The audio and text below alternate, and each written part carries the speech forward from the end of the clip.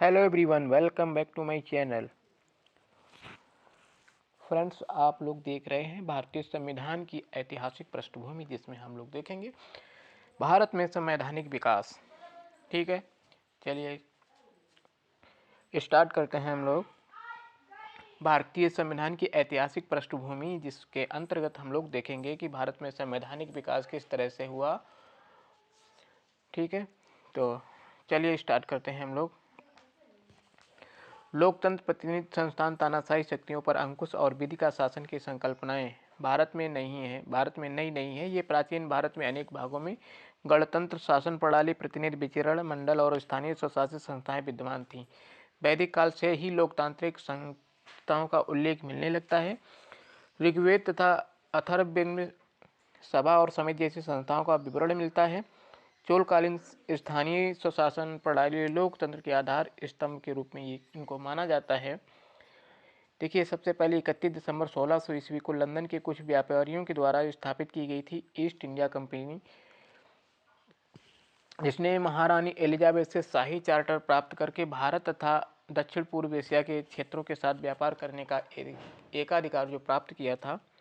और इसी के साथ में प्लासी के युद्ध में, यानी कि 1757 ईस्वी में प्लासी के युद्ध में कंपनी की विजय के साथ ही भारत में अंग्रेजी शासन की नींव पड़ी। यहाँ से क्वेश्चन बनता है कि भारत में अंग्रेजी शासन की नींव कहाँ से पड़ी थी। ठीक है, तो ये प्लासी का युद्ध जो हुआ था 1757 ईस्वी में, यहीं से अंग्रेजों को अंग्रेजी शासन की नींव पड़ी थी भारत में। और रेगुलेटिंग एक्ट जो कि 1773 से ही भारत में कंपनी के प्रशासन पर ब्रिटिश संसदीय नियंत्रण के प्रयासों की शुरुआत है। जो रेगुलेटिंग एक्ट 1773 था, यहीं से भारत में कंपनी के प्रशासन और ब्रिटिश का जो संसदीय नियंत्रण था, उसके प्रयासों की शुरुआत हुई थी 1773 से।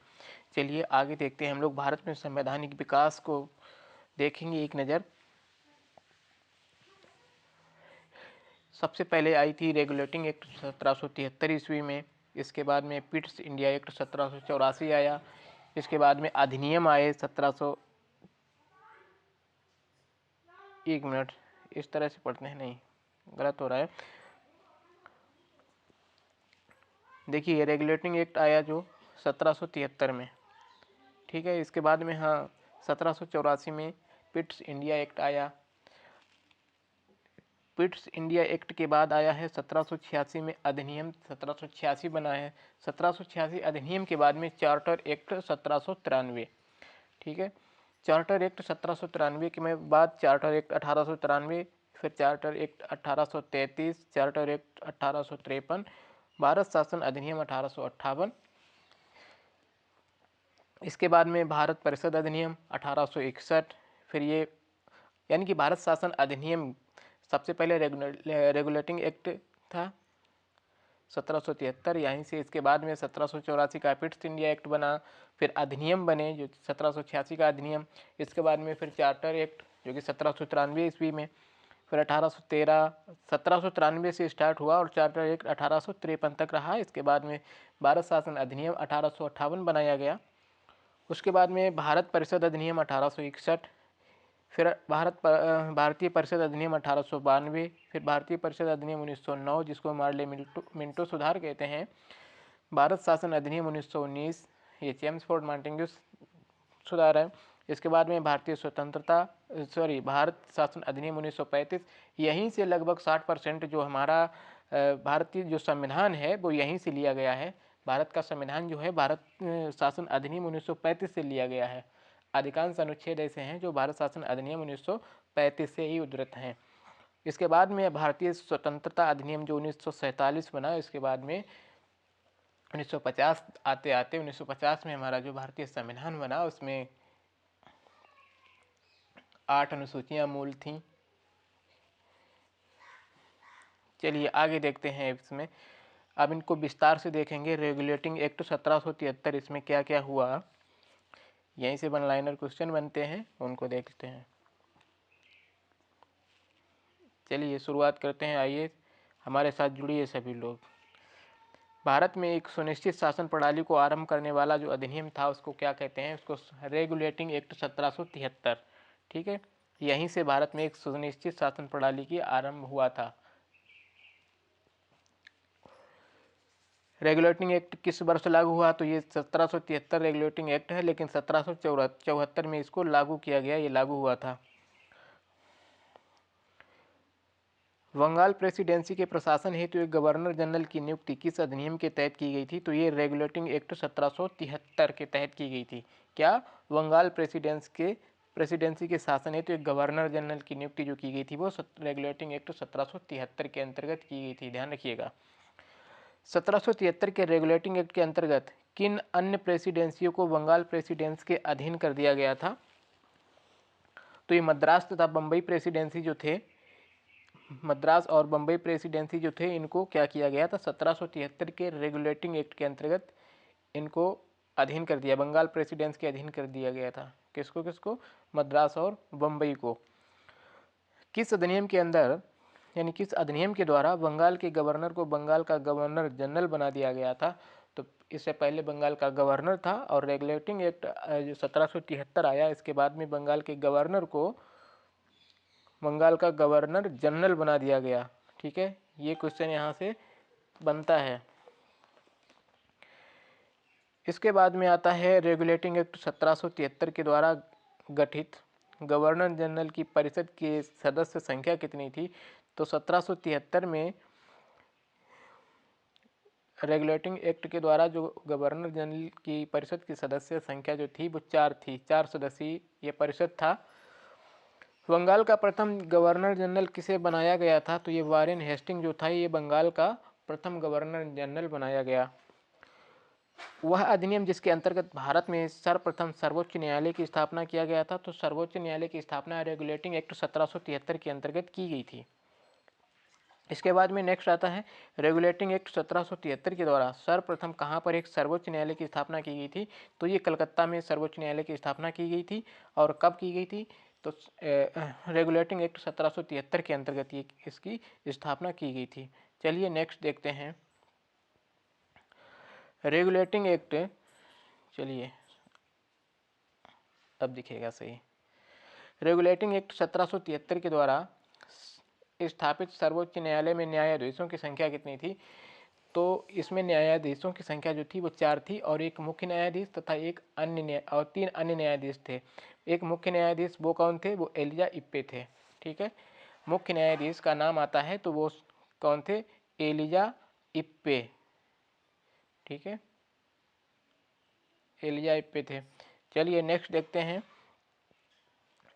रेगुलेटिंग एक्ट 1773 के द्वारा स्थापित सर्वोच्च न्यायालय की अधिकारिता क्षेत्र में शामिल विषय कितने थे? कौन कौन से थे? तो सर्वोच्च न्यायालय के अधिकारिता क्षेत्र में जो विषय शामिल थे वो थे सिविल, आपराधिक और नौसेना मामले। ये 3 मामले जो थे ये सर्वोच्च न्यायालय के अधिकारिता क्षेत्र में शामिल थे। इसके बाद में आता है 1773 के रेगुलेटिंग एक्ट द्वारा स्थापित सर्वोच्च न्यायालय के निर्णयों के विरुद्ध अपील हो सकती थी। ये अपील कहाँ हो सकती थी?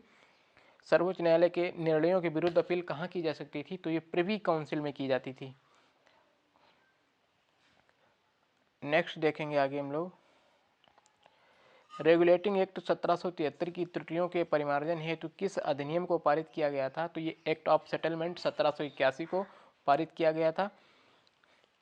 जो 1773 की एक्ट में जो त्रुटियां थी, गलतियां थी, उसके परिमार्जन हेतु ये अधिनियम एक्ट ऑफ सेटलमेंट ये 1781 में इसको पारित किया गया। किस अधिनियम के द्वारा ईस्ट इंडिया कंपनी के मामलों को देखने के लिए एक बोर्ड ऑफ डायरेक्टर्स की स्थापना की गई थी? तो ये रेगुलेटिंग एक्ट 1773 के अंतर्गत ईस्ट इंडिया कंपनी के मामलों को देखने के लिए एक बोर्ड ऑफ डायरेक्टर्स की स्थापना की गई थी। तो ये रहा हमारा रेगुलेटिंग एक्ट 1773। इसके बाद में अब हम लोग देखेंगे पिट्स इंडिया एक्ट 1784। किस अधिनियम के द्वारा ईस्ट इंडिया कंपनी के व्यापारिक तथा राजनीतिक कार्यों को पृथक कर दिया गया था? तो ये पिट्स इंडिया एक्ट 1784 के अंदर क्या किया गया था? ईस्ट इंडिया कंपनी के व्यापारिक और राजनीतिक कार्यों को अलग अलग कर दिया गया था। आगे देखेंगे नेक्स्ट जो पिट्स इंडिया एक्ट 1784, इसके अंतर्गत ईस्ट इंडिया कंपनी पर राजनीतिक नियंत्रण एवं निरीक्षण हेतु किस संस्था की स्थापना की गई थी? तो जो ईस्ट इंडिया कंपनी थी इसके राजनीतिक और नियंत्रण एवं निरीक्षण हेतु बोर्ड ऑफ कंट्रोल जो नियंत्रक मंडल, इसकी स्थापना की गई थी।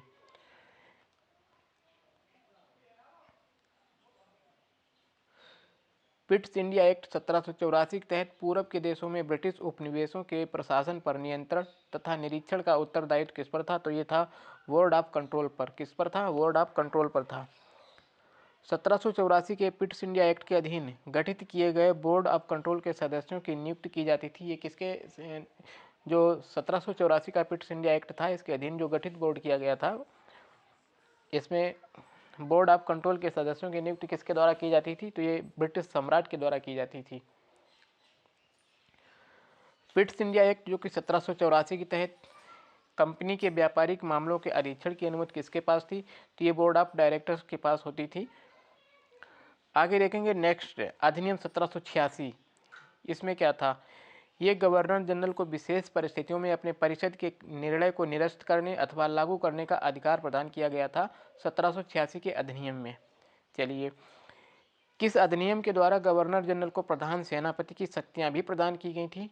तो 1786 अधिनियम के अंतर्गत गवर्नर जनरल को प्रधान सेनापति की शक्तियां प्राप्त की गई थी, शक्तियां दी गई थी।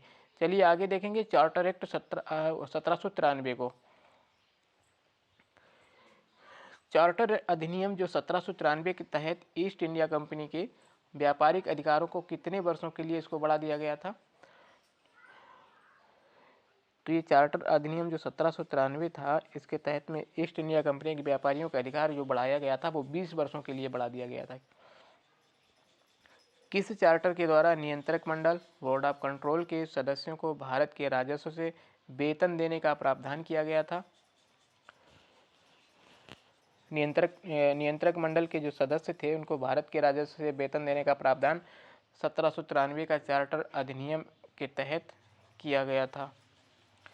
किस चार्टर के द्वारा यह स्पष्ट किया गया कि गवर्नर जनरल बंगाल में अपनी अनुपस्थिति के समय परिषद के असैनिक सदस्यों को अपने परिषद का उप प्रधान नियुक्त कर सकता है? तो ये चार्टर अधिनियम 1793 के द्वारा यह स्पष्ट किया गया कि गवर्नर जनरल बंगाल में अपनी अनुपस्थिति के समय, जब वो अनुपस्थित होगा, उस समय परिषद के असैनिक सदस्य को परिषद का उप प्रधान नियुक्त कर सकता है। किस अधिनियम के द्वारा बिना लाइसेंस के शराब की बिक्री पर रोक लगा दी गई थी? तो ये 1793 का जो चार्टर अधिनियम था, इसके द्वारा बिना लाइसेंस के शराब की बिक्री पर प्रतिबंध लगा दिया गया था। इसके बाद में देखेंगे चार्टर एक्ट 1813। चार्टर एक्ट 1813 को देखते हैं एक नज़र। किस चार्टर के द्वारा सभी अंग्रेज व्यापारियों को भारत से व्यापार की छूट प्रदान करने का उपबंध किया गया था? तो 1813 के चार्टर के द्वारा क्या किया गया था कि अंग्रेज व्यापारियों को भारत से व्यापार करने की छूट प्रदान करने का ये उपबंध किया गया था 1813 के चार्टर एक्ट में। ध्यान रखिए, भारत में ईसाई धर्म के प्रचार की अनुमति प्रदान की गई थी। तो ये चार्टर एक्ट 1813 के द्वारा। किस चार्टर के द्वारा भारत में शिक्षा पर ईस्ट इंडिया कंपनी को 1 लाख रुपए वार्षिक खर्च करने का प्रावधान किया गया? तो ये चार्टर एक्ट 1813 के तहत भारत में शिक्षा पर ईस्ट इंडिया कंपनी को 1 लाख रुपए वार्षिक खर्च करने का प्रावधान किया गया।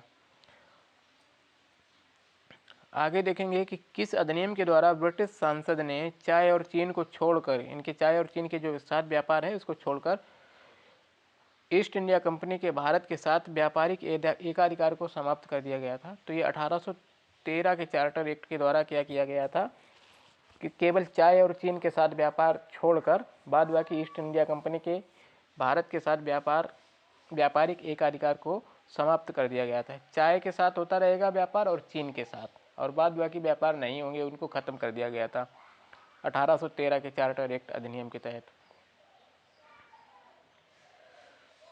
चलिए आगे देखते हैं चार्टर एक्ट 1833। क्या देखेंगे? चार्टर एक्ट 1833 को देखेंगे। चलिए देखते हैं इसको। ईस्ट इंडिया कंपनी के सभी वाणिज्यिक एकाधिकार ये कब समाप्त कर दिए गए? तो चार्टर एक्ट 1833 के द्वारा जो ईस्ट इंडिया कंपनी के सभी वाणिज्यिक एकाधिकार ये थे, ये समाप्त कर दिए गए थे। 1813 में क्या हुआ, चार्टर एक्ट जो 1813 था इसमें सिर्फ चाय और चीन को के साथ व्यापार छोड़कर बाद बाकी समाप्त किया गया था। और चार्टर एक्ट 1833 में क्या हुआ कि जितने भी सभी वाणिज्यिक एकाधिकार जो थे वो सभी समाप्त कर दिए थे। किस अधिनियम के द्वारा बंगाल के गवर्नर जनरल को संपूर्ण भारत का गवर्नर जनरल बना दिया गया था? तो ये जब 1833 का जो चार्टर एक्ट था इसमें क्या किया गया था कि बंगाल के गवर्नर जनरल को क्या किया गया, संपूर्ण भारत का गवर्नर जनरल बना दिया गया। और गवर्नर को, जो बंगाल का गवर्नर था उसे गवर्नर जनरल कब बनाया गया था, उसे 1793 के रेगुलेटिंग एक्ट में बनाया गया था। आगे देखेंगे भारत के प्रथम गवर्नर जनरल कौन थे? तो ये लॉर्ड विलियम बेंटिंग थे भारत के प्रथम गवर्नर जनरल। इससे पहले क्या हुआ करता था, 1833 के पहले बंगाल का गवर्नर जनरल होता था और 1833 की चार्टर एक्ट के बाद में क्या हुआ कि संपूर्ण भारत का गवर्नर जनरल बना दिया गया। वह चार्टर जिसने बम्बई तथा मद्रास की परिषदों की विधि निर्मात्री शक्ति को समाप्त कर दिया था। तो ये 1833 का चार्टर एक्ट था। इसमें क्या हुआ कि बम्बई और मद्रास की जितनी परिषदों की विधि निर्मात्री शक्ति जो थी उसको समाप्त कर दिया गया। आगे चलिए देखते हैं चार्टर एक्ट जो था, चार्टर एक्ट 1833 के किस धारा में यह उपबंध किया गया कि किसी भी भारतीय को मात्र धर्म, जन्म स्थान, वंश तथा वर्ण के आधार पर सरकारी सेवा के लिए अयोग्य नहीं माना जाएगा। ये धारा 87 में था। जो चार्टर एक्ट 1833 था इसकी धारा जो थी 87, इसमें ये उपबंध किया गया था कि किसी भी भारतीय को मात्र धर्म, जन्म स्थान, वंश तथा वर्ण के आधार पर सरकारी सेवा के लिए उसको अयोग्य नहीं ठहराया जाएगा, अयोग्य नहीं माना जाएगा। ये धारा 87 कहती थी। चार्टर एक्ट अधिनियम जो था, चार्टर एक्ट जो था 1833, उसमें किस चार्टर एक्ट के द्वारा यह सुनिश्चित किया गया कि भारतीय क्षेत्रों का प्रशासन अब ब्रिटिश सम्राट के नाम से किया जाएगा? तो ये चार्टर एक्ट 1833 के द्वारा कहा गया था कि भारतीय क्षेत्रों का प्रशासन अब ब्रिटिश सम्राट के नाम से किया जाएगा।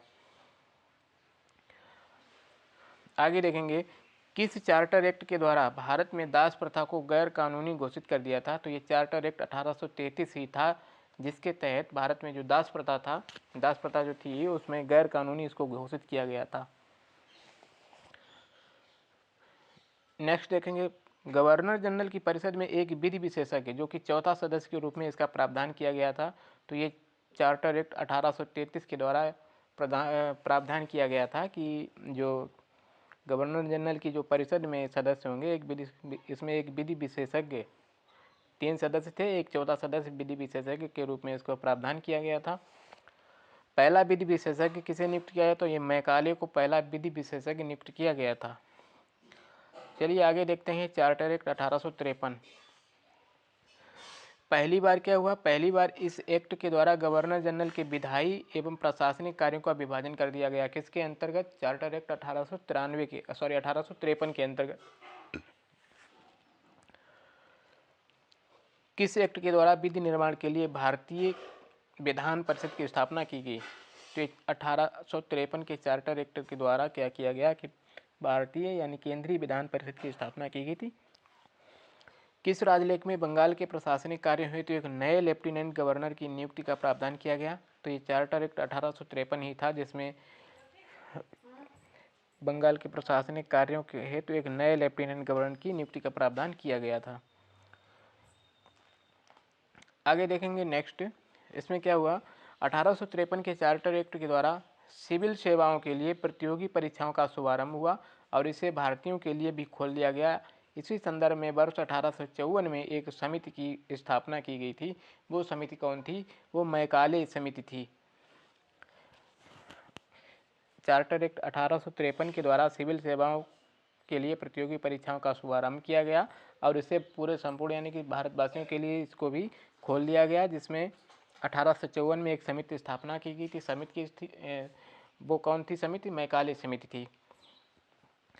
भारतीय विधान परिषद में पहली बार क्षेत्रीय प्रतिनिधित्व का सिद्धांत आरंभ कब किया गया? तो ये 1853 के चार्टर के अनुसार विधान परिषद में इसको आरंभ किया गया। आगे देखेंगे नेक्स्ट, किस राजलेख के द्वारा ब्रिटिश सरकार ने ईस्ट इंडिया कंपनी के निदेशकों से भारत में की जाने वाली नियुक्ति संबंधी सख्ती जो थी वो वापस ले ली थी? तो 1853 का जो चार्टर एक्ट था, इसके द्वारा क्या हुआ, 1853 के चार्टर एक्ट का जो राजलेख था, इसके द्वारा ब्रिटिश सरकार ने क्या किया कि ईस्ट इंडिया कंपनी के निदेशकों से क्या किया, भारत में की जाने वाली जो नियुक्ति संबंधी सख्ती थी उसको वापस ले लिया था। किस अधिनियम के द्वारा विधि सदस्य को गवर्नर जनरल की परिषद का पूर्ण सदस्य बना दिया गया था? तो ये 1853 के अधिनियम के द्वारा क्या किया गया था कि विधि सदस्य के को गवर्नर जनरल की परिषद का उसको पूर्ण सदस्य बना दिया गया था। अब हम देखेंगे आगे भारत शासन अधिनियम 1858। ब्रिटिश संसद के द्वारा act for the better government of India ये किस वर्ष पारित किया गया था? तो ये वर्ष 1858 ईस्वी में इसको पारित किया गया था। किस अधिनियम के द्वारा भारत का शासन कंपनी के हाथों से ले लिया गया और उसको ब्रिटिश राज के अधीन कर दिया गया था? तो भारत शासन अधिनियम 1858 के तहत क्या हुआ था, भारत का शासन जो कंपनी के हाथों से ले लिया गया था और उसको ब्रिटिश राज के अधीन में कर दिया गया। भारत सरकार अधिनियम 1858 के तहत अब गवर्नर जनरल को क्या कहा जाने लगा? तो अब गवर्नर जनरल को वायसराय कहा जाने लगा। 1833 में क्या हुआ था, 1833 में इसको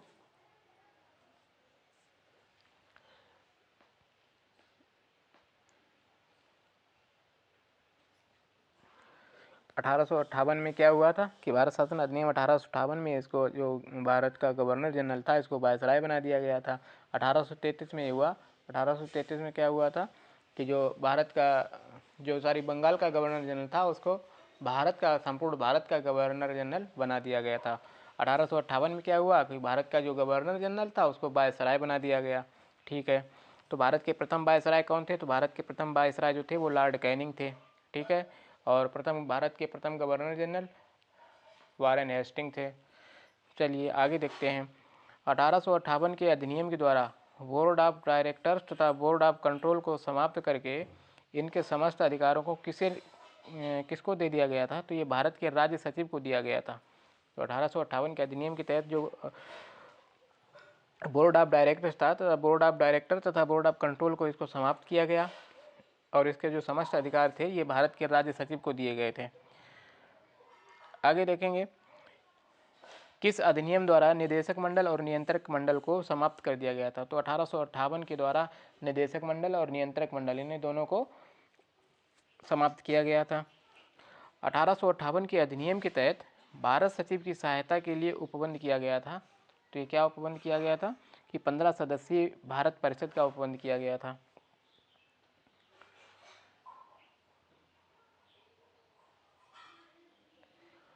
किस अधिनियम के द्वारा भारत के गवर्नर जनरल को भारत सचिव की आज्ञा के अनुसार कार्य करने के लिए बाध्य कर दिया गया था? तो ये 1858 के अधिनियम के द्वारा भारत के गवर्नर जनरल को भारत सचिव की आज्ञा के अनुसार कार्य करने के लिए इसको बाध्य कर दिया गया था। भारत राज्य सचिव का ब्रिटिश संसद के प्रति उत्तरदायी होने का क्या कारण था? कि उसका ब्रिटिश मंत्रिमंडल का सदस्य होना। आगे देखेंगे हम लोग भारत परिषद अधिनियम 1861। आधुनिक भारत में सर्वप्रथम प्रतिनिधित्व प्रणाली का आरंभ करने वाला जो अधिनियम कौन था? वो 1861 का भारत परिषद अधिनियम था। किस अधिनियम के द्वारा सर्वप्रथम भारतीयों को कानून बनाने की प्रक्रिया में सम्मिलित किया गया था? तो ये 1861 का अधिनियम। भारत परिषद अधिनियम 1861 के द्वारा आपातकाल में अध्यादेश जारी करने की शक्ति किसको दी गई थी? तो ये वायसराय को दी गई थी।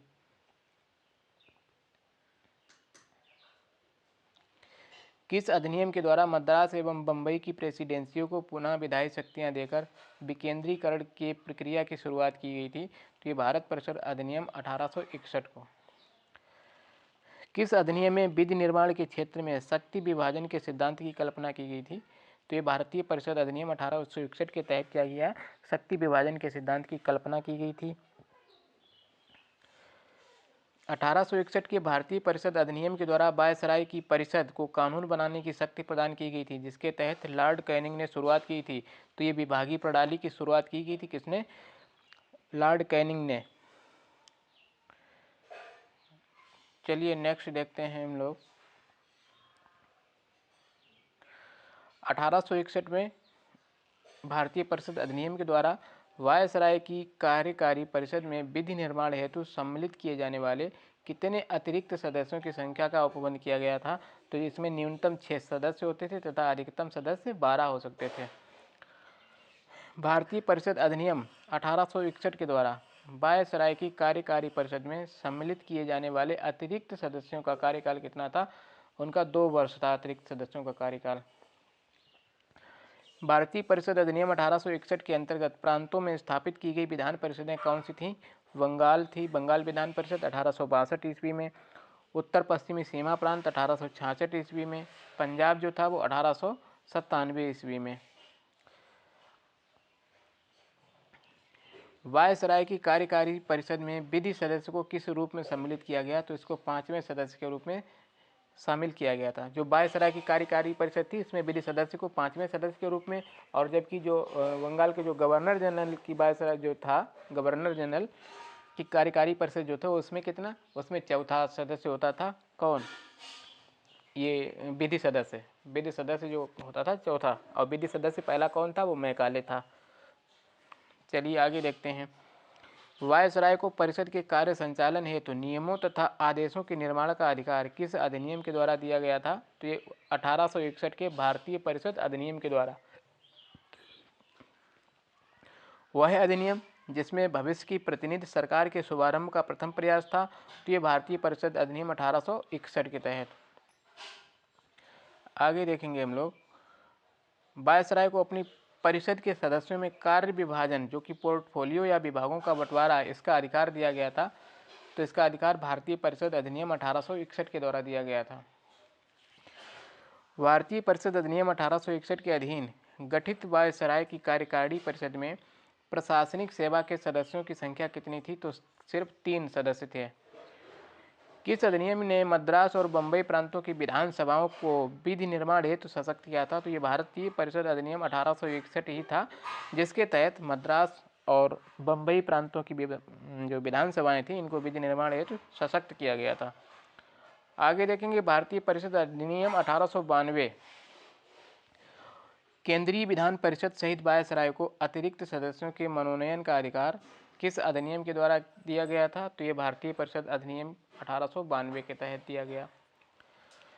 केंद्रीय विधान परिषद में मनोनीत किए जाने वाले अतिरिक्त सदस्यों की संख्या निर्धारित कितनी की गई थी? तो न्यूनतम 10 तथा अधिकतम 16 सदस्य ये केंद्रीय विधान परिषद में जो मनोनीत सदस्य किए जाते थे, इनके अतिरिक्त जो सदस्यों की संख्या निर्धारित की गई थी न्यूनतम 10 और अधिकतम 16।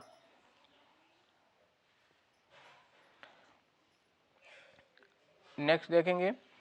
बम्बई तथा मद्रास की परिषदों में गवर्नर के द्वारा नियुक्त किए जाने वाले अतिरिक्त सदस्यों की संख्या निर्धारित की गई थी। तो अतिरिक्त सदस्यों की संख्या ये न्यूनतम 8 और अधिकतम 20 अतिरिक्त सदस्य की संख्या निर्धारित की गई थी। बंगाल प्रांत की परिषद में गवर्नर के द्वारा नियुक्त किए जाने वाले अतिरिक्त सदस्यों की संख्या कितनी निश्चित की गई थी? अधिकतम 20 सदस्य। केंद्रीय विधान परिषद में अतिरिक्त सदस्यों का निर्धारित कार्यकाल कितना होता था? तो ये 2 वर्ष का होता था। चलिए आगे देखते हैं। केंद्रीय विधान परिषद में अतिरिक्त सदस्यों के निर्वाचन हेतु कौन सी रीति अपनाई गई थी? तो ये परोक्ष निर्वाचन रीति अपनाई गई थी। कौन सी? परोक्ष निर्वाचन रीति।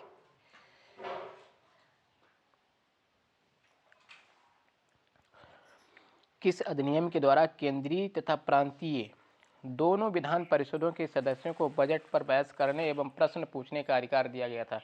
ये क्वेश्चन इंपॉर्टेंट है। ये भारतीय परिषद अधिनियम 1892 के द्वारा क्या किया गया था?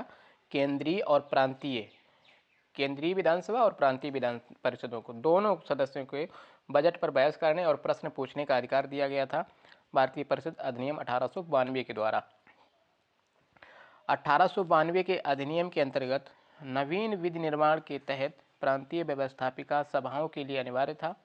तो ये गवर्नर जनरल वायसराय की पूर्व स्वीकृति अनिवार्य थी। आपातकाल या विशेष आवश्यकता की स्थिति में गवर्नर जनरल को व्यवस्थापिका सभा की मदद से प्रांतों के लिए विधि निर्माण का अधिकार देने वाला अधिनियम था। तो ये भारतीय परिषद अधिनियम 1892 था। 1892 के अधिनियम के अधीन प्रांतीय परिषद के अतिरिक्त सदस्यों का चुनाव किया जाता था। जो 1892 का अधिनियम था, इसके अधीन जो प्रांतीय परिषद के अतिरिक्त सिर्फ प्रांतीय परिषद के चुनाव नहीं, के सदस्यों के चुनाव नहीं किए जाते थे। बाद बाकी विश्वविद्यालयों के सदस्यों का चुनाव नगर पालिका, जिला परिषद, व्यापार संघ, जमींदारों आदि की सिफारिशों पर किया जाता था। नेक्स्ट 1892 के अधिनियम के तहत केंद्रीय परिषद के गैर सरकारी सदस्यों का निर्वाचन किस प्रकार होता था? तो जो गैर सरकारी सदस्य होते थे उनका निर्वाचन ये प्रांतीय परिषदों के गैर सरकारी सदस्यों की सिफारिश पर हुआ करता था। 1892 के अधिनियम के अधीन गठित होने वाली जो व्यवस्थापिका सभाओं, जो केंद्रीय और प्रांतीय दोनों थीं, इनके सदस्य किस प्रकार के प्रश्न नहीं पूछ सकते थे? ये जो थे ये पूरक और तर्कपूर्ण प्रश्न नहीं पूछ सकते थे। इन्हें प्रश्न पूछने और बजट पर बहस करने का अधिकार तो दे दिया गया, लेकिन पूरक प्रश्न और तर्कपूर्ण प्रश्न इन पर रोक थी, इनको नहीं पूछ सकते थे। 1892 के अधिनियम के द्वारा स्थापित व्यवस्थापिका सभाओं की वास्तविक स्थिति वो स्थिति थी परामर्शदात्री परिषदों के जैसी।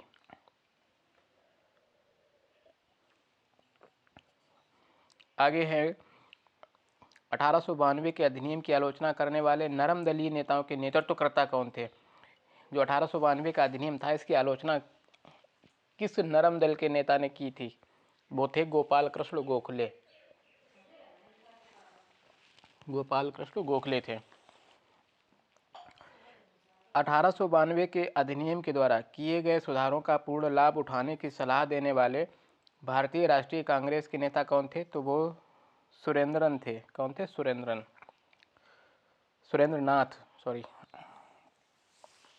1892 के अधिनियम के द्वारा किए गए सुधारों का पूर्ण लाभ उठाने की सलाह देने वाले जो भारतीय राष्ट्रीय कांग्रेस के नेता थे वो सुरेंद्रनाथ थे। 1892 के अधिनियम के अधीन गठित होने वाली केंद्रीय परिषद के सदस्य बनने वाले प्रमुख भारतीय कौन थे? केंद्रीय परिषद के सदस्य बनने वाले प्रमुख भारतीय थे गोपाल कृष्ण गोखले, रास बिहारी बोस तथा सुरेंद्रनाथ बनर्जी। ठीक है, आगे देखेंगे हम लोग भारत परिषद अधिनियम 1919, जिसको मार्ले मिंटो सुधार के नाम से जाना जाता है। 1909 के भारत परिषद अधिनियम को अन्य किस नाम से जाना जाता है? तो मार्ले मिंटो सुधार के नाम से इसको जानते हैं। भारतीय परिषद अधिनियम 1909 किस वर्ष लागू हुआ था? तो ये जनवरी 1910 में लागू हुआ था। 1909 के अधिनियम के द्वारा वायसराय की केंद्रीय परिषद में अतिरिक्त सदस्यों की संख्या बढ़ाकर कितनी की गई थी? तो इसमें 60 सदस्य कर दिए गए थे। केंद्रीय परिषद में अतिरिक्त सदस्यों की संख्या बढ़ाकर 60 कर दी गई थी। 1909 के अधिनियम के द्वारा वायसराय की परिषद की कुल सदस्य संख्या कितनी हो गई थी? तो 69 हो गई थी। कुल वायसराय की परिषद की कुल सदस्य संख्या जो थी वो 69 हो गई थी।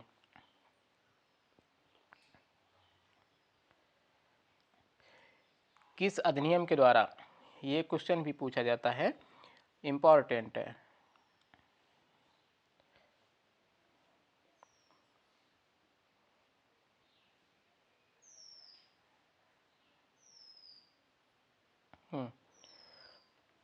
किस अधिनियम के द्वारा मुसलमानों के लिए पृथक सामुदायिक प्रतिनिधित्व प्रणाली लागू की गई थी?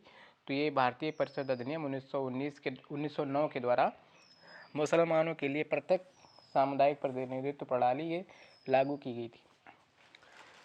सांप्रदायिक प्रतिनिधित्व की व्यवस्था द्वारा भारत में देश विभाजन की आधारशिला तैयार करने वाला अधिनियम कौन सा था? तो ये भारतीय परिषद अधिनियम 1909 ही था, जो कि सांप्रदायिक प्रतिनिधित्व की व्यवस्था के द्वारा इसको भविष्य में देश की विभाजन की आधारशिला इसको तैयार की गई थी। लॉर्ड मिंटो ने मुसलमानों को निर्वाचन संबंधी कौन सी सुविधाएं दी थी? तो इनको पृथक निर्वाचन की सुविधा दी थी। किसने? लॉर्ड मिंटो ने। सांप्रदायिक प्रतिनिधित्व का जन्मदाता किसे कहा जाता है? तो ये लॉर्ड मिंटो को कहा जाता है। भारत सचिव लॉर्ड मार्ले ने निर्वाचन हेतु किस निर्वाचक मंडल की सिफारिश की थी? तो इसने मिश्रित निर्वाचन मंडल की सिफारिश की थी। वह अधिनियम जिसके द्वारा विधि निर्मात्री परिषद का नाम सर्वप्रथम व्यवस्थापिका सभा रखा गया था। तो ये भारतीय परिषद अधिनियम 1909 था, जिसका नाम क्या रखा गया था? व्यवस्थापिका सभा। सुधारों की प्रकृति तथा प्रतिनिधित्व विस्तार के संबंध में रिपोर्ट देने हेतु लॉर्ड मिंटो के द्वारा नियुक्त की गई समिति के अध्यक्ष कौन थे? तो A.T. अरुंडेल ये इसके अध्यक्ष थे। भारतीय परिषद अधिनियम 1909 के तहत वायसराय की कार्यकारिणी परिषद में किसे प्रथम भारतीय सदस्य के रूप में नियुक्त किया गया था? तो ये सत्येंद्र प्रसाद सिन्हा को इनको वायसराय की कार्यकारिणी परिषद में इनको प्रथम भारतीय सदस्य के रूप में इनको नियुक्त किया गया था। केंद्रीय एवं प्रांतीय व्यवस्थापिका सभाओं की व्यवस्था और शक्तियों के विस्तार का अधिनियम ये क्या था? तो ये 1909 का भारतीय परिषद अधिनियम था। 1909 के परिषद कानून के अंतर्गत केंद्रीय तथा प्रांतीय व्यवस्थापिका सभाओं में सदस्यों के संदर्भ में बनाए जाने वाले अधिनियमों के लिए क्या आवश्यक था? तो ये सपरिषद भारत सचिव की स्वीकृति प्राप्त करना था। सपरिषद भारत सचिव की स्वीकृति प्राप्त करना होता था। 1909 के परिषद कानून के अनुसार विशिष्ट निर्वाचन क्षेत्रों की कितनी श्रेणियां थीं? तो विशिष्ट निर्वाचन क्षेत्रों की जो श्रेणियां थी वो 3 थीं। विधायी परिषदों में पूरक प्रश्न पूछने की व्यवस्था किस अधिनियम के द्वारा की गई थी? ये भारतीय परिषद अधिनियम 1909 के द्वारा की गई थी। विधायी परिषदों में लोक हित के विषयों को प्रस्तुत करने का अधिकार देने वाला अधिनियम क्या था? तो भारतीय परिषद अधिनियम 1909 था। विधायी परिषदों में लोक हित के विषयों को प्रस्तुत करने का अधिकार देने वाला जो था वो भारतीय परिषद अधिनियम 1909। अब हम लोग देखेंगे भारत शासन अधिनियम 1919। भारत सरकार अधिनियम जो 1919 की आधार सामग्री ये क्या थी? ये मॉन्टेग्यू चेम्सफोर्ड रिपोर्ट जो कि 1918 में दी गई थी। भारत सरकार अधिनियम 1919 का उद्देश्य क्या था? इसका उद्देश्य था भारत में एक उत्तरदायी शासन की स्थापना करना। ये भारत शासन अधिनियम 1919 का उद्देश्य था। भारत सरकार अधिनियम 1919 की प्रस्तावना में समावेश क्या था? तो भारत सरकार अधिनियम 1919 इसमें प्रस्तावना में समावेश था अगस्त घोषणा के मूल सिद्धांतों का। ब्रिटिश संसद में भारत सरकार अधिनियम 1919 कब पारित किया गया था? तो ये दिसंबर 1919 में पारित किया गया था। भारत सरकार अधिनियम 1919 ये लागू कब हुआ था? ये 3 जनवरी 1921 को लागू हुआ था। 1921 जिसको महान विभाजक वर्ष कहा जाता है। भारत सरकार अधिनियम 1919 ने प्रांतों में उत्तरदायी सरकार की स्थापना के लिए किस प्रणाली को अपनाया था? तो इसने डयार्ची यानी द्वैध शासन प्रणाली को अपनाया था।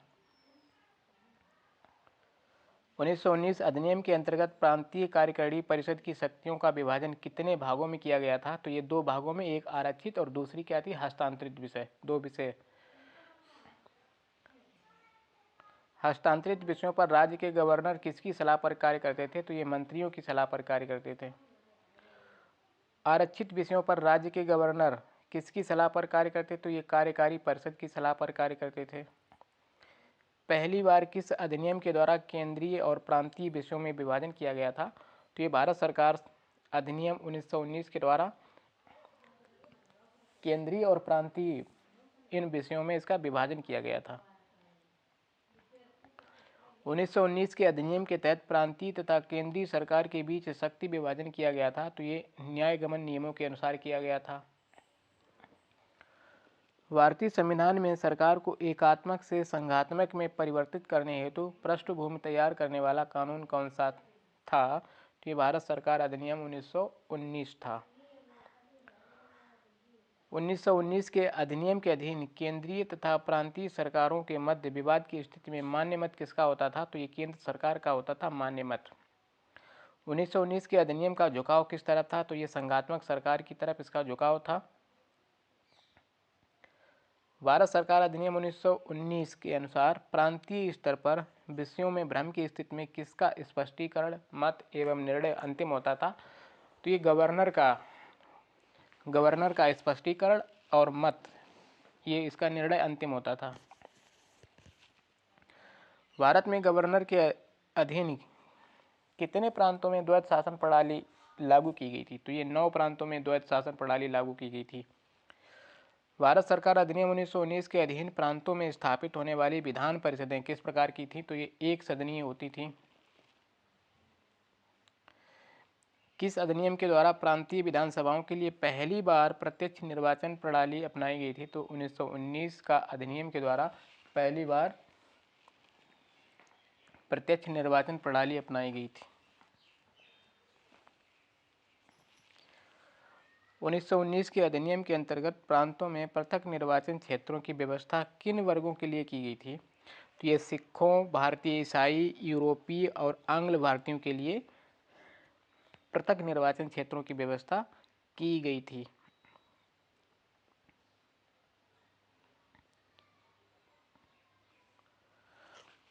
उन्नीस सौ 19 के अधिनियम के द्वारा प्रांतीय विधान परिषदों में दलित वर्ग, श्रमिक आदि को प्रतिनिधित्व देने के लिए व्यवस्था की गई थी। ये मनोनयन के द्वारा। भारत सरकार अधिनियम 1919 में प्रांतीय विधानसभा के निर्वाचन हेतु मतदान की शर्तें किस प्रकार निर्धारित की गई थी? तो ये अलग अलग प्रांतों के लिए अलग अलग। प्रांतीय विधानमंडलों को प्रांतीय विषयों पर विधि बनाने का अधिकार किस अधिनियम के द्वारा दिया गया था? तो ये भारत सरकार अधिनियम 1919 के द्वारा दिया गया था। किस अधिनियम के द्वारा प्रतिवर्ष विधानमंडल के समक्ष बजट प्रस्तुत किया जाना अनिवार्य किया गया था?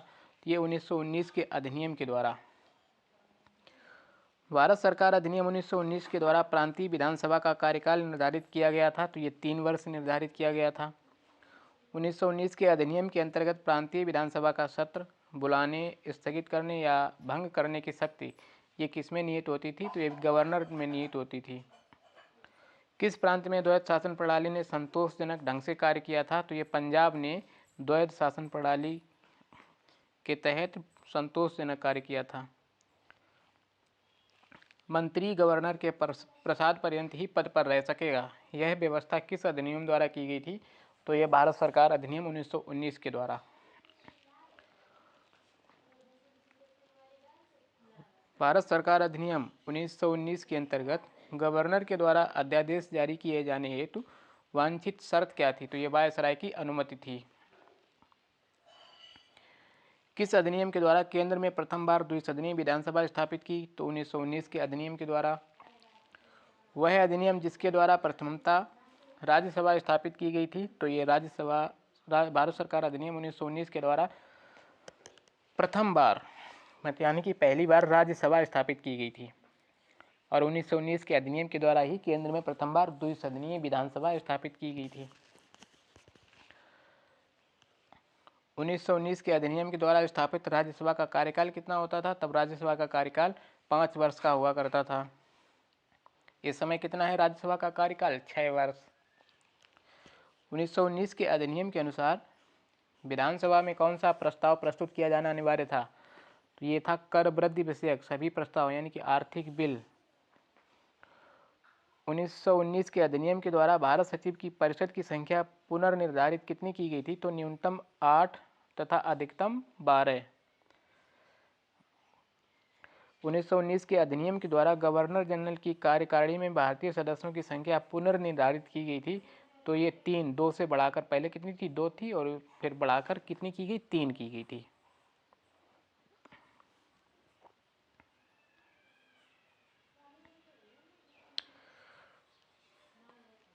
उन्नीस सौ 19 के अधिनियम के अनुसार किन विषयों पर भारतीय परिषद यानी इंडियन काउंसिल का मत अत्यावश्यक था? तो आय व्यय तथा अखिल भारतीय सेवा संबंधी नियमों पर क्या था? भारतीय परिषद का मत आवश्यक था। किस अधिनियम के द्वारा लंदन में भारत के उच्चायुक्त के कार्यकाल का सृजन किया गया था? तो 1919 के भारत सरकार अधिनियम के द्वारा क्या किया गया था? लंदन में भारत के उच्चायुक्त के कार्यकाल का सृजन किया गया था। कौन सा अधिनियम किस अधिनियम के द्वारा प्रावधान किया गया था? केंद्रीय बजट एवं प्रांतीय बजट अलग अलग पेश होंगे। तो ये भारत सरकार अधिनियम 1919 के तहत। किस अधिनियम के द्वारा पहली बार लोक सेवा आयोग की स्थापना की गई थी? तो भारत सरकार अधिनियम 1919 के द्वारा पहली बार लोक सेवा आयोग की स्थापना की गई थी। भारत सरकार के अधिनियम 1919 के अधीन केंद्रीय सरकार में विहित विषय कितने होते थे? तो केंद्रीय सरकार में विषय जो थे वो कौन कौन से थे? नाविक, सेना, वायु संबंध, भारतीय राजाओं से संबंध, रेलवे, डाक तथा तार, मुद्रा, ऋण आय के साधन, फौजदारी तथा दीवानी कानून, अखिल भारतीय सेवाएं आदि ये जो विषय हुआ करते थे वो 1919 के अधिनियम के तहत केंद्र सरकार में भी थे। भारत सरकार अधिनियम 1919 के अधीन प्रांतीय सरकार में कौन से विषय थे? तो प्रांतीय सरकार में विषय थे स्थानीय स्वशासन, शिक्षा, स्वास्थ्य, कृषि, उद्योग, बिक्री कर, सहकारी समितियां, भूमि कर, प्रशासन, सिंचाई, न्याय, पुलिस तथा कारागृह आदि। 1919 के अधिनियम का किन लोगों द्वारा स्वागत किया गया था? तो ये कांग्रेस के मध्य मार्गियों के द्वारा 1919 अधिनियम का स्वागत किया गया था। मूडी मैन समिति किसके लिए गठित की गई थी? तो ये मूडी मैन समिति जो थी ये 1919 के अधिनियम की जांच हेतु गठित की गई थी। भारत का गवर्नर जनरल राज भी करता है और शासन भी, ये कथन किससे संबंधित है? तो 1919 के अधिनियम के द्वारा गवर्नर जनरल को दिए गए विशेषाधिकारों के संबंध में है। किसने कहा था कि 1919 का अधिनियम भारतीयों के लिए बेड़ियों का नया जाल था? तो ये सुभाष चंद्र बोस ने कहा था। 1900 भारत सरकार अधिनियम जो था 1919 का अधिनियम जो भारतीयों के लिए बेड़ियों का नया जाल था, ये सुभाष चंद्र बोस के द्वारा कहा गया था। किसने कहा था कि चेम्सफोर्ड सुधार भारत के आर्थिक शोषण तथा उसे परतंत्र बनाए रखने की प्रक्रिया के ही अंग हैं? तो ये महात्मा गांधी ने कहा था। आगे देखेंगे हम लोग अब भारत सरकार अधिनियम, भारत शासन अधिनियम 1935।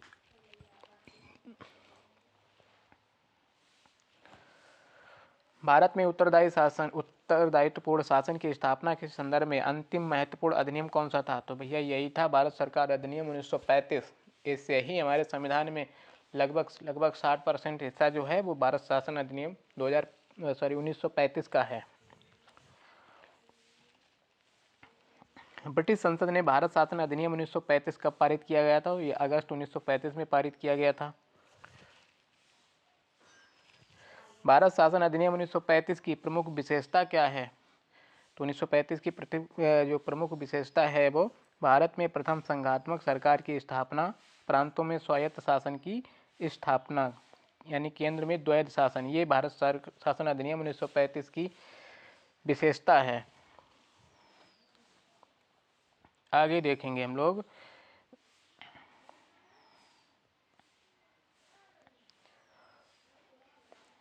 भारत शासन अधिनियम 1935 के अंतर्गत अवशिष्ट शक्तियां केंद्रित थीं। ये अवशिष्ट शक्तियां जो थीं वो गवर्नर जनरल यानी वायसराय में केंद्रित थीं।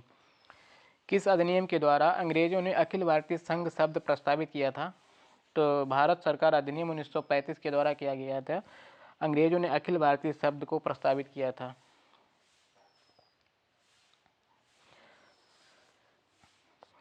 भारत शासन अधिनियम 1935, इसमें विषयों को विभाजित किया गया था, संघ सूची, राज्य सूची और समवर्ती सूची, जो कि 1935 में विभाजित किया गया था, वो आज भी हैं। किस अधिनियम के द्वारा संघीय न्यायालय की स्थापना का प्रावधान किया गया? तो ये भारत शासन अधिनियम 1935 के द्वारा। किस अधिनियम के द्वारा भारत को लिखित संविधान देने का प्रयास किया गया था? भारत शासन अधिनियम 1935 के द्वारा ही। भारत शासन अधिनियम 1935 में ब्रिटिश भारत से संबंधित कुल अनुच्छेद तथा अनुसूचियां कितनी थीं? देखिए हमने क्या बताया था, 321 अनुच्छेद और 10 अनुसूचियां जो हैं वो 1935 में ब्रिटिश भारत से संबंधित हैं। वह अधिनियम जिसके द्वारा भारत में संघात्मक सरकार स्थापित की गई थी? तो ये भारत शासन अधिनियम 1935 के द्वारा। 1935 के अधिनियम में अखिल भारतीय संघ में सम्मिलित होना किसके लिए अनिवार्य था? तो ये ब्रिटिश भारतीय प्रांतों को। 1935 के अधिनियम में अखिल भारतीय संघ में सम्मिलित होना ऐच्छिक था, तो ये भारतीय राजाओं के लिए कि शामिल आप हो सकते हैं और नहीं भी हो सकते हैं। भारत सरकार अधिनियम 1935 के अधीन संघ में सम्मिलित होने वाली सभी रियासतों के शासन के लिए अनिवार्य था। ये अंगीकरण यानी विलय पत्र पर हस्ताक्षर करना था। भारत सरकार अधिनियम 1935 के अनुसार गवर्नर जनरल वायसराय की नियुक्ति की गई थी, तो ये ब्रिटिश सम्राट के प्रतिनिधि के रूप में संघीय शक्तियों के प्रयोगकर्ता अधिकारी के रूप में इनकी नियुक्ति की गई थी। भारत शासन अधिनियम 1935 के अंतर्गत केंद्रीय तथा प्रांतीय सरकारों के मध्य वैधानिक शक्तियों के विभाजन हेतु कितनी सूचियां बनाई गई थी? तो ये तीन संघीय सूची में तीन सूचियां बनाई गई थी। संघीय सूची जिसमें कि 59 विषय थे, प्रांतीय सूची में 54 विषय थे और जो समवर्ती सूची थी इसमें कितने थे? 36 विषय। ये विषय पूछे जाते हैं। यानी कि संघ सूची में 59 विषय, प्रांतीय सूची में 54 विषय यानी कि 5 कम और समवर्ती सूची में 36 विषय। 1935 के अधिनियम के अंतर्गत संघीय सूची में रखे गए प्रमुख विषय कौन से थे? वो थे सशस्त्र सेनाएं, डाकतार, मुद्रा, रेल, विदेशी मामले, ये अखिल भारतीय सेवाएं आदि, ये थे संघीय सूची में रखे गए प्रमुख विषय।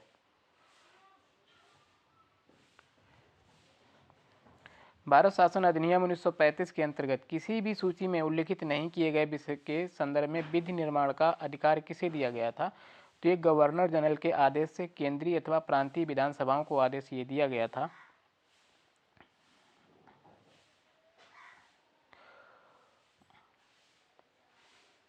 भारत सरकार अधिनियम 1935 के अंतर्गत केंद्रीय कार्यपालिका के आरक्षित विषयों का प्रशासन किया जाता था। तो ये गवर्नर जनरल जो कि वायसराय और उसकी 3 सदस्यीय परिषद के द्वारा किया जाता था।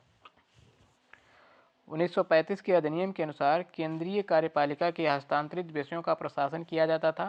तो ये गवर्नर जनरल तथा उसके मंत्रिमंडल के द्वारा किया जाता था।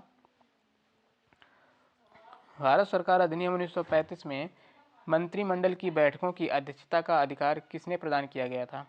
ये गवर्नर जनरल यानी वायसराय को ये प्रदान किया गया था कि मंत्रिमंडल की बैठकों की अध्यक्षता का अधिकार। भारत सरकार अधिनियम 1935 के अनुसार केंद्रीय कार्यपालिका के आरक्षित विषयों के संदर्भ में गवर्नर जनरल किसके अधीन था? तो ये भारत सचिव के अधीन था।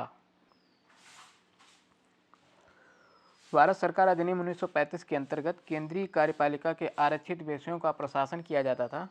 तो ये गवर्नर जनरल, वायसराय तथा उसकी 3 सदस्यीय परिषद के द्वारा।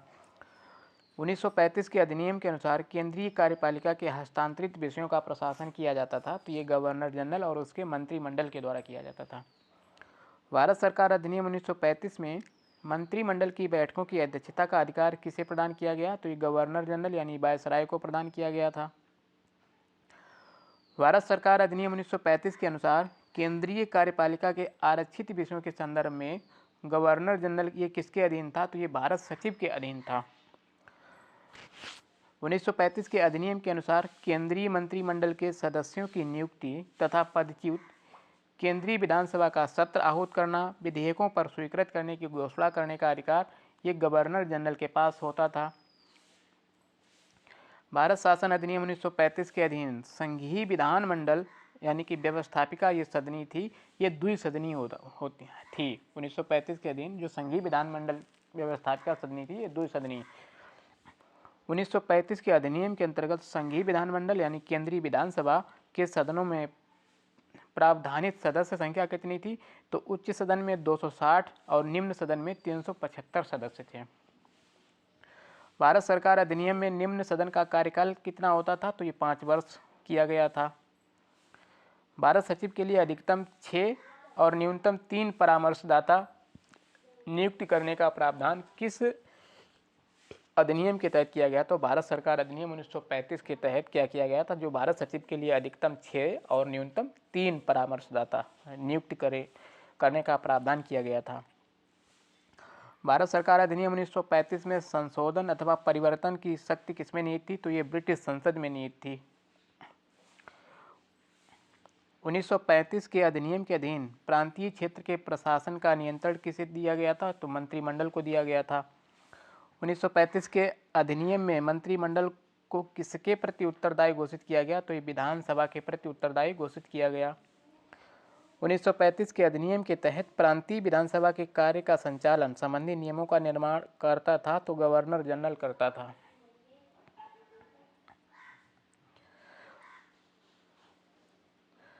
उन्नीस सौ 1935 के अधिनियम के अनुसार प्रांतीय विधानसभा में अनुदान मांग रखने हेतु किसकी अनुमति आवश्यक थी? तो ये गवर्नर की अनुमति आवश्यक हुआ करती थी।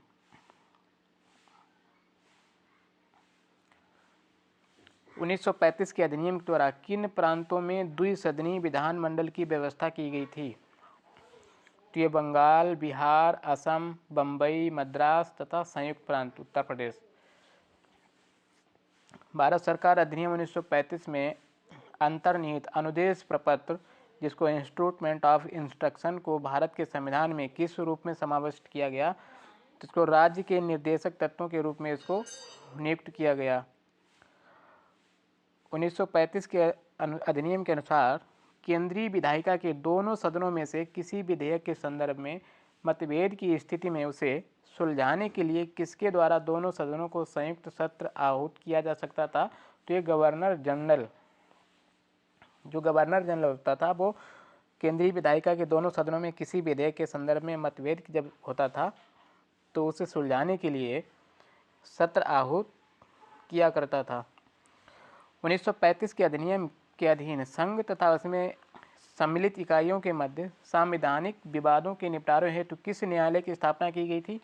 तो ये फेडरल न्यायालय, जो कि संघीय न्यायालय, की स्थापना की गई थी और ये था कहाँ? दिल्ली में। संघ सरकार के द्वारा राज्यों को आदेश देने का विचार भारत के संविधान निर्माताओं ने किस अधिनियम से प्राप्त किया? तो ये 1935 के भारतीय अधिनियम से प्राप्त किया था। 1935 के अधिनियम के द्वारा स्थापित होने वाले फेडरल न्यायालय में न्यायाधीशों की संख्या कितनी थी? तो एक मुख्य न्यायाधीश तथा 2 अन्य न्यायाधीश थे। 1935 के अधिनियम के अंतर्गत स्थापित फेडरल न्यायालय के न्यायाधीशों की नियुक्ति किसके द्वारा की जाती थी? तो ये ब्रिटिश सम्राट के द्वारा की जाती थी। 1935 के अधिनियम के अधीन स्थापित फेडरल न्यायालय के न्यायाधीशों की सेवानिवृत्ति की आयु कितनी थी? तो वो 65 वर्ष निर्धारित की गई थी।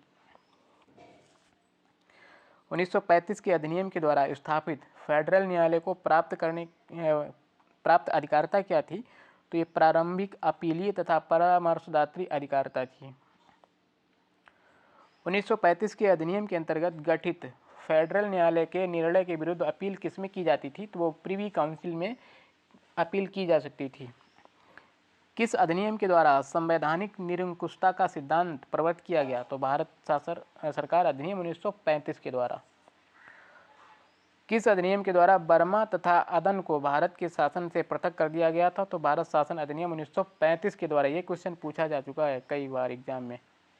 बांग्लादेश को भारत से अलग किस शासन के तहत किया गया था? किस अधिनियम के तहत? तो भारत शासन अधिनियम 1935 के तहत बर्मा और अदन, ठीक है। हाँ, बर्मा को म्यांमार, जिसका आधुनिक नाम क्या है? म्यांमार। वर्ष 1935 के अधिनियम के बारे में किसने कहा था कि एक कार जिसमें ब्रेक तो है पर इंजन नहीं है? ये जवाहरलाल नेहरू ने कहा था।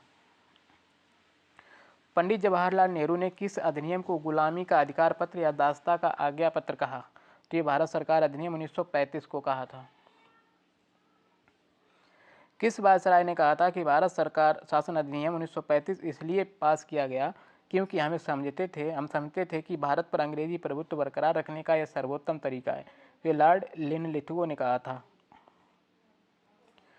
1919 का अधिनियम भारतीयों के लिए बेड़ियों का नया जाल था, ये कथन किसने कहा था? तो ये सुभाष चंद्र बोस ने कहा था। सॉरी। आगे देखेंगे क्रिप्स मिशन, जो कि 1942। क्रिप्स मिशन किस वर्ष में भारत आया? तो ये 1942 में।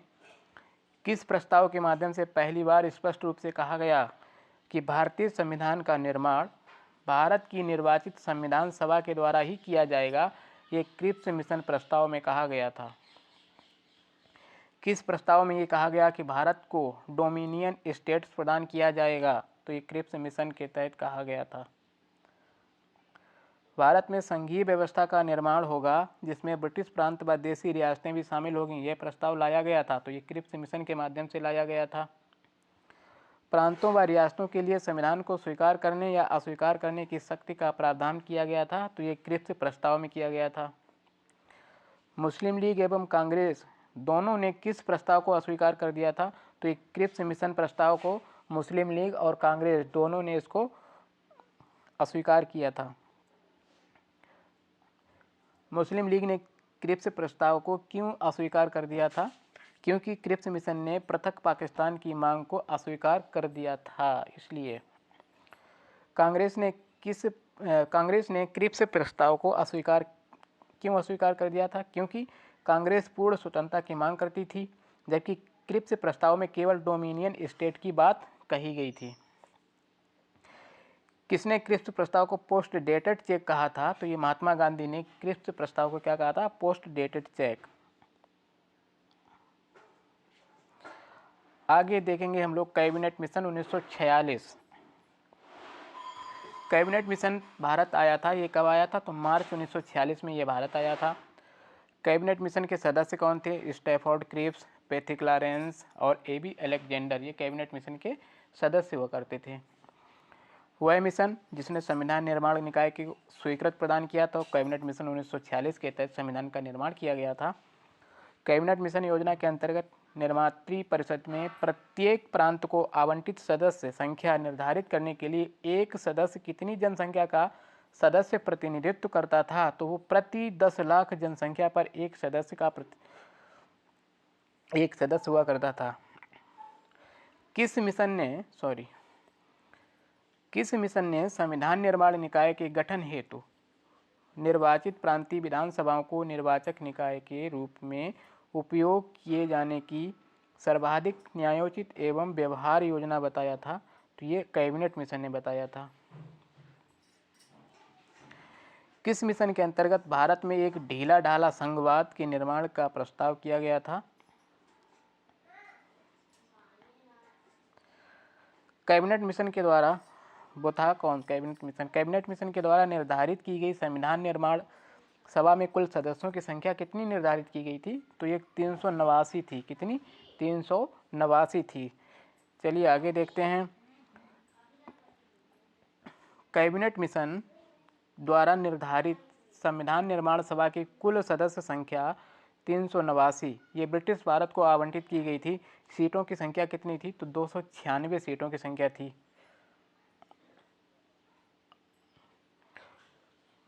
कैबिनेट मिशन द्वारा निर्धारित संविधान सभा में चीफ कमिश्नर क्षेत्रों के लिए कितने प्रतिनिधि सम्मिलित थे?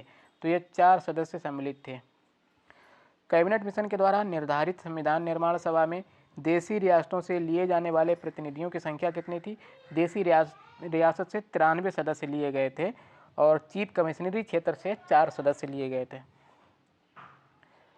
कैबिनेट मिशन योजना के तहत प्रत्येक ब्रिटिश प्रांत को आवंटित की गई सीटों का निर्धारण कितने समुदायों के बीच उनकी जनसंख्या के अनुपात में किया गया था? तो ये 3, मुस्लिम, सिख और सामान्य। कैबिनेट मिशन योजना के तहत देशी रियासतों के प्रतिनिधियों के चयन का प्रावधान किया गया था, तो ये रियासतों के प्रमुखों के द्वारा किया गया था। अब हम देखेंगे आगे भारत में अंतरिम सरकार का गठन। भारत में अंतरिम सरकार का गठन ये किस प्रस्ताव के माध्यम से किया गया था? तो ये कैबिनेट मिशन प्रस्ताव के माध्यम से किया गया था। भारत में प्रथम अंतरिम सरकार की घोषणा कब की गई थी? तो ये 24 अगस्त 1946 को की गई थी अंतरिम सरकार की घोषणा। कैबिनेट मिशन योजना के तहत कितने सदस्यीय अंतरिम सरकार के गठन का प्रावधान किया गया था? तो ये 14 सदस्य, जिसमें 6 कांग्रेस के थे, 5 मुस्लिम लीग के और 1 एंग्लो इंडियन, 1 सिख और 1 पारसी।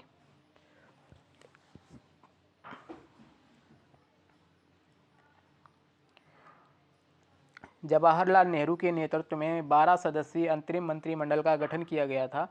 तो ये 2 सितंबर 1946 को जवाहरलाल नेहरू के नेतृत्व में 12 सदस्यीय अंतरिम मंत्रिमंडल का गठन किया गया था। अंतरिम सरकार के पुनर्गठन के बाद मुस्लिम लीग के कितने प्रतिनिधियों को मंत्रिमंडल में शामिल किया गया था? तो 5 प्रतिनिधियों को मंत्रिमंडल में शामिल किया गया था। किसके? मुस्लिम लीग के। चलिए अंतरिम सरकार देख लेते हैं 1946 की। किसको क्या पद मिला?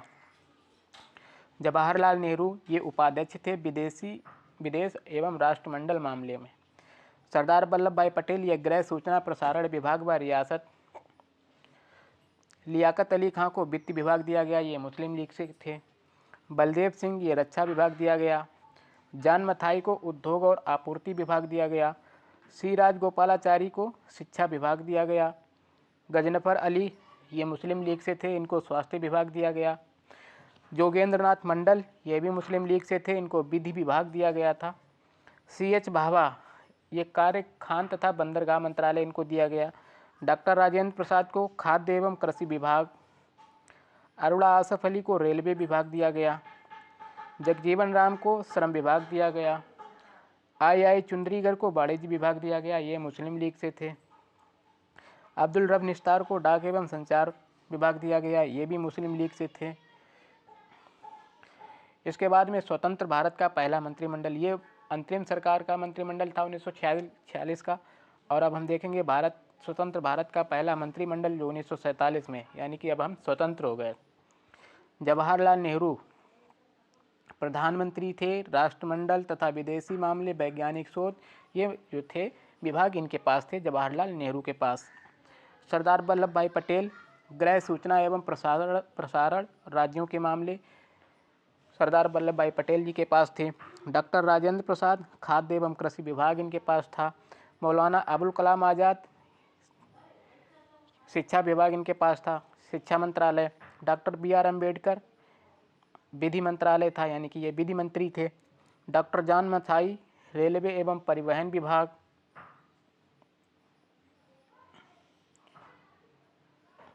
जगजीवन राम को श्रम विभाग यानी कि श्रम मंत्री बनाए गए ये। सरदार बलदेव सिंह को रक्षा मंत्री। डॉक्टर श्यामा प्रसाद मुखर्जी को उद्योग एवं आपूर्ति मंत्री। RK षणमुख शेट्टी को वित्त मंत्री। राजकुमारी अमृता कौर को स्वास्थ्य मंत्री। CH भाभा को वाणिज्य मंत्री। रफ़ी अहमद किदवई को संचार मंत्री यानी संचार विभाग।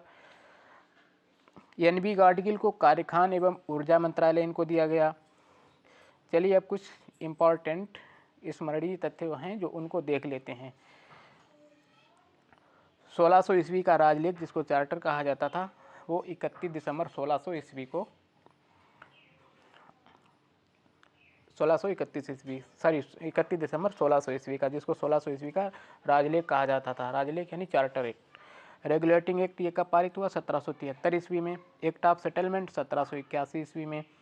पिट्स इंडिया एक्ट 1784 ईस्वी में। 1786 का अधिनियम 1786 ईस्वी में। प्रथम चार्टर एक्ट 1793। द्वितीय चार्टर एक्ट 1813 ईस्वी का।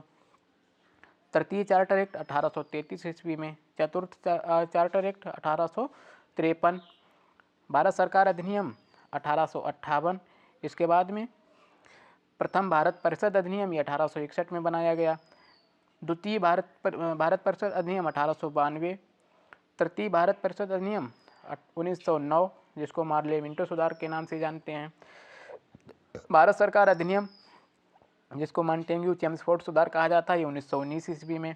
साइमन आयोग का गठन नवंबर 1927 ईस्वी में। भारत सरकार अधिनियम 1935 ईस्वी में। अगस्त प्रस्ताव 1940 ईस्वी में। क्रिप्स मिशन 1942 ईस्वी में।